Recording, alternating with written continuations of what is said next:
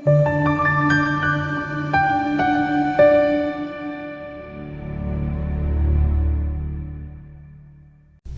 ukukhuluma la kwi-channel. Yenza kubalile ufanele usubscribe, ulike, uba member, ukunikela, ukucontribute kwi-channel. Inamba esenza kuphela ngo-987 ntambama. Uma ungayena umlandeli le channel ungayisendle number. Uma ungayena umuntu oyimember yale channel ungayisendle number. Sibheka la uNomzamo Lankis. Ngathi Lankers Mente 4071. No, sibonga ngiyangihlola nje ukuthi kuchaza ukushaya umuntu ongasekho. So ke yena ke lento yokubikela is depleted, futhi the creating ability has depleted kuNomzamo. Akakwazi yabo phela, if something is depleted means now you are unable to create because the creating ability has depleted to her Nomzamo. So number 1, umupho la umufi kuwuphawu olubi uma umshaya umufi. Umuntu ongasekho. So umupho womuntu ongasekho sithi thina kuwuphawu uma umshaya, ngoba lokhu kungasho ukuthi kungenzeka washona ningathelelene amanzi.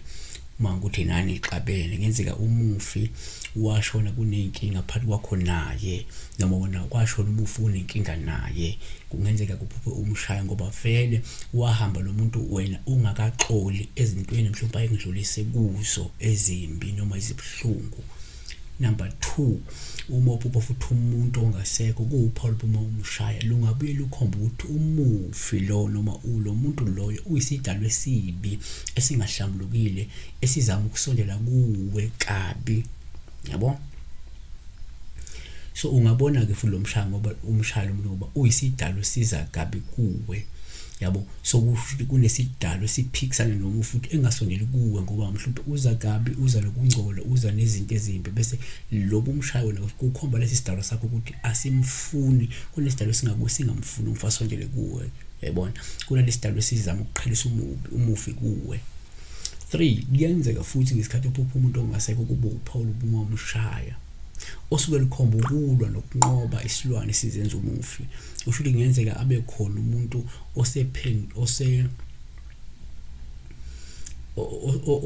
okuthumela ngento eyisilwane kodwa ebese izenza yona umufi, yabona. Ngesikhathi ke lokuyishaya lento kukhomba ukuthi wena ulwa nalento eyisilwane kodwa ezenza umufi, izenza umufi, ezenza isidalwa sakho kanti iyumufi wena ke ngesikhathi uyishaya. Futhi unqoba lento manje umoya omubi ezenza isidalwa engasona isidalwa sakho, yabona, kodwa esephenduliwe yabe iyisilwane noma iza kuwe.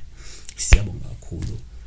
Kodwa ke number 4 asivala ngokuthi ke kuyenzeka kwesinye isikhathi uma uphupha futhi umuntu ongasekho kube uphawu lobe uma umshaya olusuke lukhomba ukuthi kungenzeka umuntu lo useyisidalwa esiphenduliwe, sewaphendulwa, so useza kuwe eze kabi vele.